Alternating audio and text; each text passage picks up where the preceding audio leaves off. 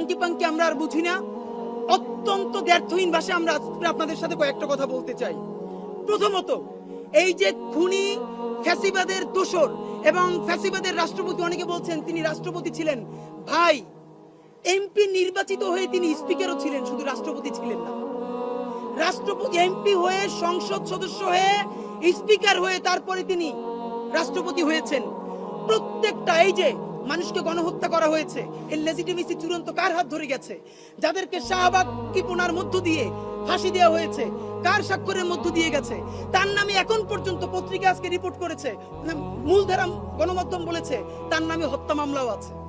হত্যা মামলা নিয়ে ফ্যাসিবাদের আইকন রাষ্ট্রপতি হামিদ কি করে ছাড়তে পারে ক্ষমতা, বাংলাদেশ ছাড়তে পারে? এখন আজকে নতুন করে বলা হচ্ছে, একটা টেক্সট খুব ভাইরাল হয়েছে, রাষ্ট্রপতির অফিস থেকে নাকি মানে তাকে ছেড়ে দিতে বলা হয়েছে।